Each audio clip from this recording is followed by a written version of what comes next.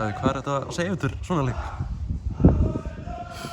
Ég eiginlega bara alveg orðlaus, sko. Þetta einhver skrítnasti leikur sem ég tekið þátt í. Ég verð bara viðurkenna það og maður kannski horfði í töfluna fyrir leik og voru að mætast tvö gríðarlega sterk varnarlið og við gátum ekki varist í dag, sko. Þetta var bara alveg stórkostlega, bara stórfurðulegt. Það mætti halda að einhver annar hefði verið að þjálfa þetta lið í dag, sko, hvað það varðar, en bara ánægð með efforti hjá liðinu, skilurðu, og það er alveg erfitt einhvern veginn að ná alltaf leiðandi stöðu og koma alltaf aftur tilbaka og það er bara sýnir ákveðin karakter í liðinu og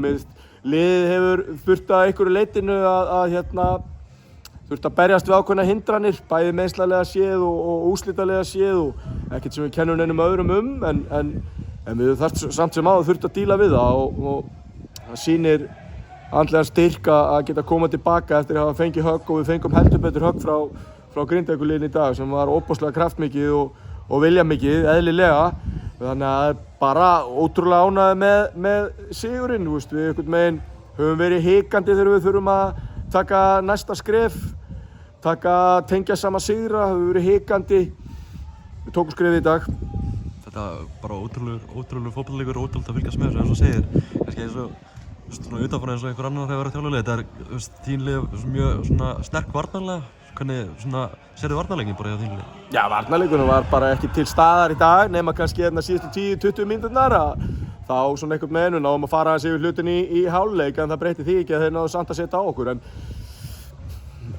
við spáðum mikið í því hvernig við ættum að opna gríðarlega sterka vörn Grindavíkur og kannski fókusinn verið einhverju leitinu svolítið mikið á það í æfingavikunni og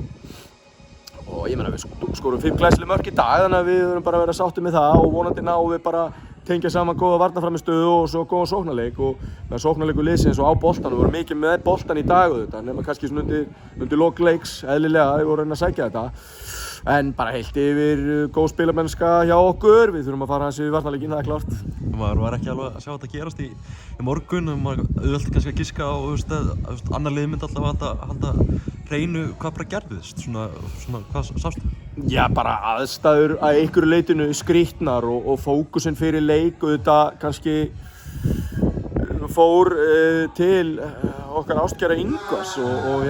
voru myndatökur og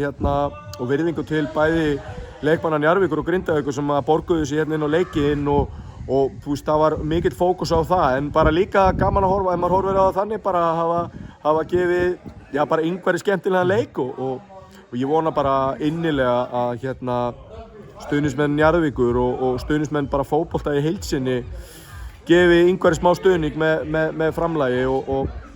mér fannst þessi leikur svona sýna það að við vildum sýna eitthvað í dag og við ræddum það alveg fyrir leik að við ætluðum að vera með hátt orkustig og við ætluðum að skila mörkum og annað en kannski var það á kostnað varnarleiks með tölurnar í leiknum að þá er það. Hversu miklu máli bara skiptir það fyrir ykkur að gera þetta fyrir Ingvar sem náttúrulega bara uppfallinn hérna í Njarðvík bæði liðan það í búningum til styrktar honum í dag? Já, bara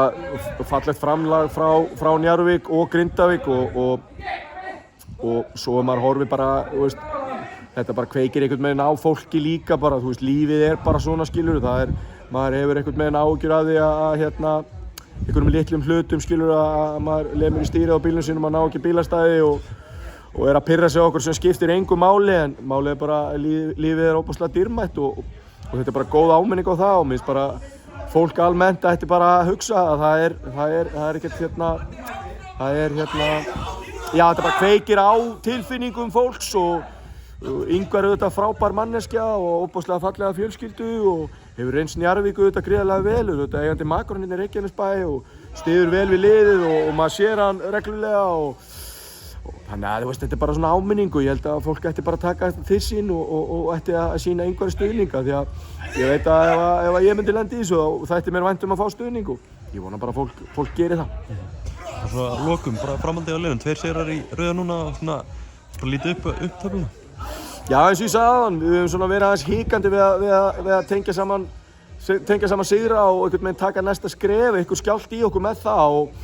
og við verðum bara að horfa á það að við tókum skref í dag, tókum skref fram og við tengdum saman sigra og það er bara gríðarlega sterkt fyrir okkur og við erum auðvitað harða ákveðnir í því að reyna að blanda okkur í baráttuna en